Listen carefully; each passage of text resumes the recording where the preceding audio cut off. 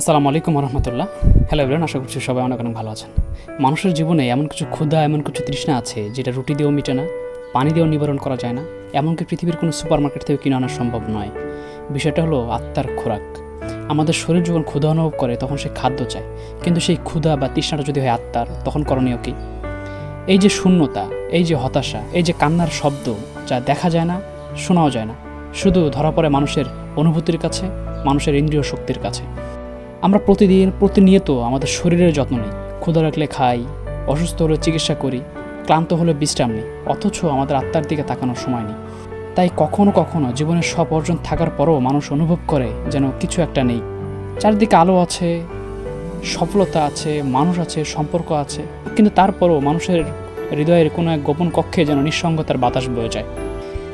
তাই যারা আমার ভিডিওটা দেখছো তাদের উদ্দেশ্যে আমার একটা পরামর্শ থাকবে যে তোমাদের যদি সুযোগ হয়, ভাই ঘোরো, ট্রাভেল করো, ভ্রমণ করো, নতুন নতুন মানুষের সাথে মেশো, প্রকৃতির কাছাকাছি যাও, পাহাড়ের বিশালতা, সমুদ্রের অসীমতা, এগুলো খুব কাছ থেকে অনুভব করার চেষ্টা করো।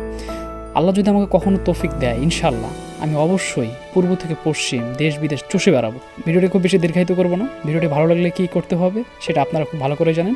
আর দেখা হচ্ছে পরবর্তী ভিডিওতে। সে পর্যন্ত নিজের এবং পরিবারের খেয়াল রাখবেন। খোদা হাফেজ। আসসালামু আলাইকুম ওয়া রাহমাতুল্লাহি ওয়া বারাকাতুহু।